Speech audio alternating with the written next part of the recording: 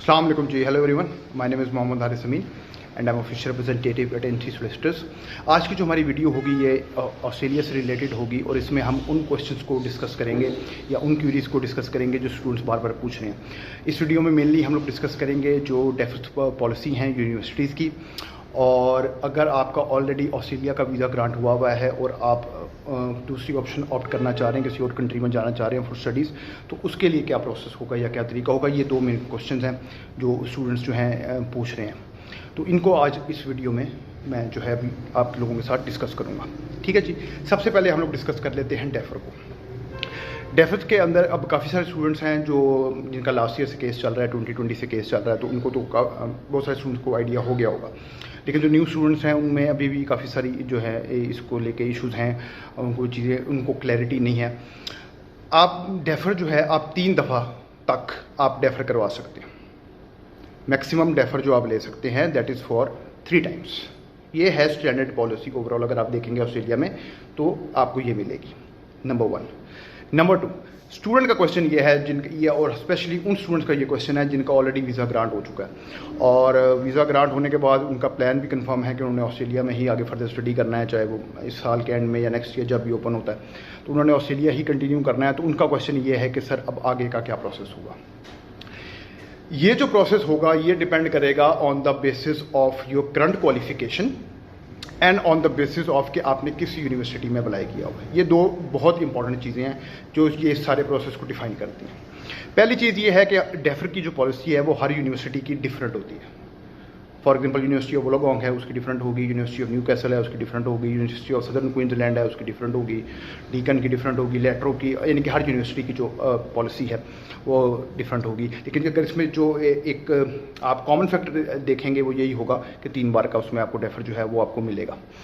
Current qualification इसलिए important है क्योंकि मैंने ये चीज़ आप लोगों से डिस्कस की है पहले भी कि एफएससी वाले स्टूडेंट्स के लिए बहुत ज़रूरी है कि वो इस चीज़ को ये डिसीजन लें कि उन्होंने अपनी लाइफ के साथ, अपने फ्यूचर के साथ आगे वो क्या करना चाह रहे हैं। उसका मेन रीज़न ये है कि इंग्लिश कंट्रीज़ में आफ्टर HSCC आपका यानी कि हायर सेकेंडरी स्कूल सर्टिफिकेट, उसके बाद आपका ज़्यादा गैप एक्सेप्टेबल नहीं होता, क्योंकि उसकी लॉजिक ये होती है कि आपने यानी कि हाई स्कूल की क्वालिफिकेशन है उसके बाद फ्री रहने की कोई सेंस नहीं है, प्रॉपर आप कोई जॉब तो कर नहीं सकते हो, दैट डजंट मेक सेंस। तो आपकी आगे एजुकेशन का कंटिन्यू होना ज़रूरी है, बैचलर या मास्टर्स, उसके बाद गैप हो, आप जॉब्स करते हैं, एक्सपीरियंस होता है, तो उसमें इशू नहीं होता। लेकिन आफ्टर 12th जिसे पाकिस्तान में हम कहते हैं, उसके बाद फिर जो है हाई स्कूल के बाद प्रॉब्लम बनता है अगर आपकी एजुकेशन में गैप आ जाए, तो उनके लिए बहुत ज़रूरी है। जिन स्टूडेंट्स ने 2019 में एफएससी की है, 2019 में जिन्होंने एफएससी किया या एफए किया हुआ है, उनके लिए अब ऑस्ट्रेलिया में मैक्सिमम यूनिवर्सिटीज़ जो हैं वो ऑफ़र अनफॉर्चुनेटली उनको प्लेस नहीं कर रही और ना वो करेंगी। उसमें उन्होंने कैटेगोरिकली रिफ्यूज़ करना शुरू कर दिया है कि जी आपने 2019 में की है, साल से ऊपर का आपका गैप हो गया है, मैक्सिमम साल तक का गैप है और ये गैप हम मज़ीद जो है हम इसको स्टूडेंट को अकोमोडेट नहीं करेंगे। जिन स्टूडेंट्स का वीज़ा ग्रांट हुआ है उनके लिए भी ये इशू उनको आ रहा है कि यूनिवर्सिटीज़ जो हैं वो जुलाई से आगे, काफ़ी सारी यूनिवर्सिटीज़, स्पेसिफिकली बात करूँ एफएससी वाले स्टूडेंट्स की, काफ़ी सारे यूनिवर्सिटीज़ जो हैं वो भी आगे डेफर नहीं कर रही जुलाई 2021 से, तो उनको अनफॉर्चुनेटली ऑनलाइन क्लासेस की तरफ जो है वो उनको जाना पड़ रहा है। और अब फिर जब ऐसी सिचुएशन आती है जब आपको ऑनलाइन लेनी पड़ेगी और आप इंटरेस्टेड उसके लिए बिल्कुल भी नहीं है, तो फिर स्टूडेंट ऑप्ट करने की कोशिश करता है रिफ़ंड को। अब फिर रिफ़ंड में एफएससी वाले स्टूडेंट्स के लिए अनफॉर्चुनेटली जो प्रॉब्लम है वो फिर उनको ये फेस करना पड़ रहा है कि यूनिवर्सिटीज़ कह रही हैं कि अप टू 65% तक की ट्यूशन फ़ी डिडक्ट होगी, यानी कि 100 में से 65% वो डिडक्ट कर लेंगे, वो आपको पैसे वापस नहीं मिलेंगे। जो रिमेनिंग 35% के आपका होगा, बचेगा, रिमेनिंग अमाउंट होगी, वो आप ले सकते हैं। तो उनके लिए इशूज़ हैं। लेकिन कुछ यूनिवर्सिटीज़ ऐसी भी हैं जो डेफर कर रही हैं और 3 दफ़ा डेफर करने के बाद भी आगे भी हो रहा है, उसको मैं डिस्कस करता हूँ उसका क्या प्रोसेस है। और वो फीसेस भी इंक्रीज़ नहीं कर रही, और अगर आप रिफ़ंड करते हैं तो उसमें फिर डिफरेंट पॉलिसीज़ हैं। कुछ यूनिवर्सिटीज़ हैं जो $1000 सिर्फ डिडक्ट करती हैं, बाकी अमाउंट जो है जितनी भी है वो आपको वापस मिल जाती है, regardless of at which level of education you are currently, या किस लेवल पे आपने COE लिया हुआ है या वीज़ा ग्रांट किया हुआ है। रिगार्डलेस ऑफ दैट फैक्ट आपका $1000 डिडक्ट होगा, बाकी फ़ीस आपको उसमें मिल जाएगी। तो डेफर के लिए पॉलिसीज़ ये हैं, यहाँ पे डिफरेंट एफएससी वालों के लिए जो है वो तो मैंने आपको क्लियर कर दिया है।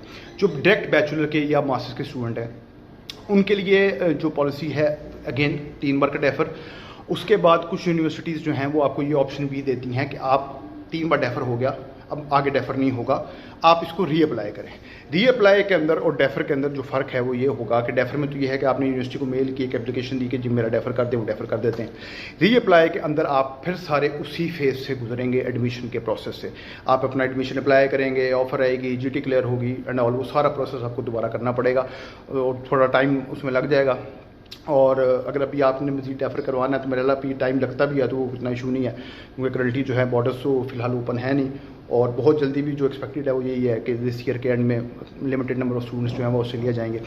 तो दोबारा भी अगर आपको प्रोसेस करना पड़े तो उसमें कोई इशू नहीं है। और उसका रीज़न यूनिवर्सिटीज़ का ये है कि आपका जो साल या 2 साल का बीच में गैप आ गया है, तो यूनिवर्सिटीज़ ये चेक करना चाह रही हैं कि ड्यूरिंग दैट टाइम पीरियड आप लोग क्या करते रहे हैं, क्या आपकी प्रोग्रेस है, करंटली आप लोग क्या कर रहे हैं, जॉब कर रहे हैं, नहीं कर रहे, क्या आपकी मसरूफियात हैं टाइप, तो वो सारा वो चीज़ उसमें चेक करेंगे तो आपको उस फेज़ से दोबारा गुजरना पड़ेगा।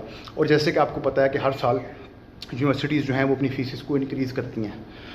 मिनिमम अमाउंट होती है लेकिन वो इंक्रीज़ होती है, तो वो भी फिर ज़ाहिर है उसमें आएगा, फिर वो जो डिफरेंस होगा आपको वो भी उसमें पे करना पड़ेगा।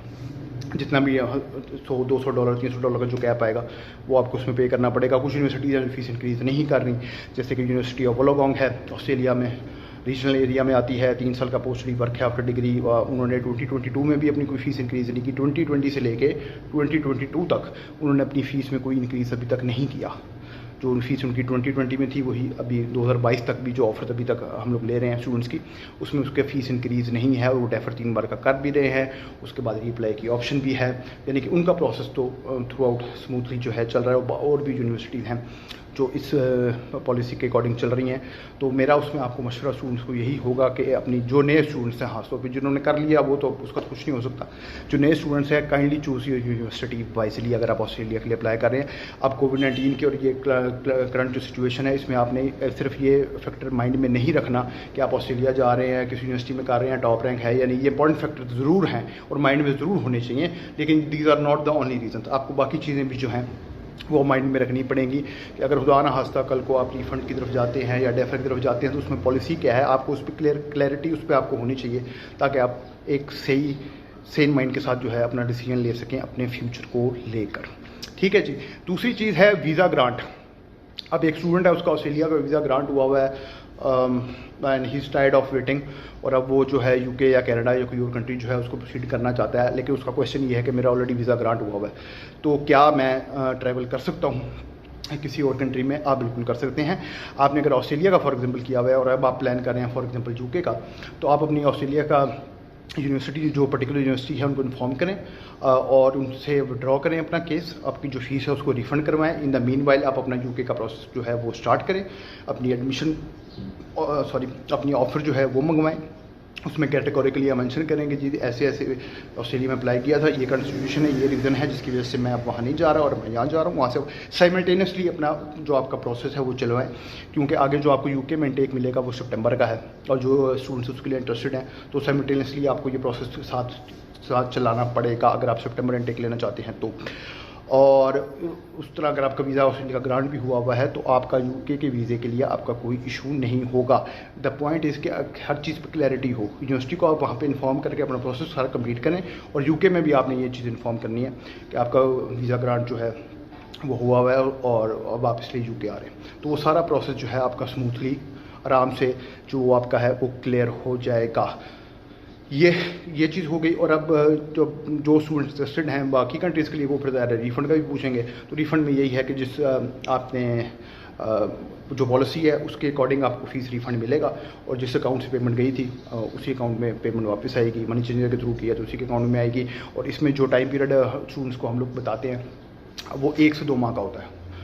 एक बार अगर यूनिवर्सिटी इनिशिएट कर देती है आपका रिफ़ंड तो उसको पाकिस्तान आने में अराउंड 5 to 10 डेज़ लगते हैं मैक्सिमम, 5 से 10 दिन के अंदर वो आ जाती है। और वो हर चीज़ आपके साथ वाया ईमेल जो है वो कम्युनिकेट करते हैं, वो आपको बताते हैं कि अभी वो किस स्टेज पे हैं, उनको क्या डिटेल्स चाहिए, उन्होंने इनिशिएट किया है या नहीं किया, कितने टाइम में आ जाएगा, हर चीज़ वो आपको बताते हैं। और इसके साथ साथ जैसे जैसे वो आपको इन्फॉर्म करते जाएंगे आप अपनी चेंजेस के साथ कोऑर्डिनेट कर सकते हैं और अपना रिफ़ंड का जो प्रोसेस है वो भी आप कंप्लीट कर सकते हैं। तो आई होप कि इस यूनिवर्सिटी ये जो वीडियो आप लोगों ने अभी देखी है इससे आप लोगों को ये चीज़ क्लियर होगी कि डेफर की पॉलिसी खास तौर पे क्या है, क्योंकि इसको लेकर तो स्टूडेंट्स बहुत ज़्यादा इम्पेशेंट हैं और बहुत ज़्यादा इस पर क्वेश्चनिंग है। और ठीक है, रीज़नेबल। इतना टाइम से अगर आप लोग वेट कर रहे हैं और डेफर कर रहे हैं और ऑस्ट्रेलिया पर रिलाई कर रहे हैं तो क्वेश्चन तो बनते हैं, that is not an issue. तो क्वेश्चन आप लोगों के बिल्कुल वैलिड हैं, उस पर मैंने आपको क्लियर कर दिया है। 3 बार का डेफर, उसके बाद दोबारा अप्लाई कर सकते हैं अगर यूनिवर्सिटी पॉलिसी है, अगर वो आपको अलाउ करती है तो। और अगर वीज़ा आपका ग्रांट हुआ है ऑस्ट्रेलिया का यूके जाना, that is not an issue, कोई प्रॉब्लम नहीं है। मतलब ये है डोर्स आर ओपन, आप दूसरी ऑप्शंस भी देख सकते हैं। और रिफंड का भी मैंने आपको बताया कि सारा process smoothly with in a month 2 month जो है वो कंप्लीट हो जाता है। तो I hope this video was helpful, ठीक है। और ये सारे पॉइंट्स, अगर आपके अभी भी कोई क्वेश्चन हो काइंडली कमेंट सेक्शन में आप लोग जब आते हैं तो काइंडली ये ज़रूर बताया करें कि आप किस टॉपिक के ऊपर मज़ीद वीडियो जो है वो देखना चाह रहे हैं और क्या टॉपिक आप चाह रहे हैं जिसके ऊपर आप लोगों को क्लैरिटी नहीं है, या कोई अगर आपको कन्फ्यूजन है। जिस तरह ये क्वेश्चन हैं स्टूडेंट्स से मेरे से पूछे व्हाट्सएप पे, कॉल्स पे, तो वहाँ से मुझे आइडिया आया कि मुझे इस पर एक वीडियो ज़रूर करनी चाहिए क्योंकि बहुत सारे स्टूडेंट्स ने ये क्वेश्चन किया। तो इसी तरह आप कमेंट सेक्शन पर भी और व्हाट्सएप पर भी मुझे कॉल कर सकते हैं, वॉइस नोट भेज सकते हैं, मैसेज कर सकते हैं, जो भी आपकी क्यूरीज हों, जो भी आप चाहें कि नेक्स्ट वीडियो में मुझे करनी चाहिए, तो आपके सजेशन जो हैं वो ज़रूर दीजिएगा और उनको इंशाल्लाह ज़रूर हम लोग नोट भी करेंगे और इंशाल्लाह उस पर जो है वीडियोस भी हम लोग करेंगे, ठीक है जी। तो हमारे चैनल को सब्सक्राइब जरूर कीजिएगा ताकि आपको ऑस्ट्रेलिया से रिलेटेड और बाकी कंट्री से रिलेटेड जो इन्फॉर्मेशन है वो टाइम टू टाइम आप लोगों के पास मिलती रहे, ठीक है जी। Thank you very much for your time, take care, अल्लाह हाफिज़।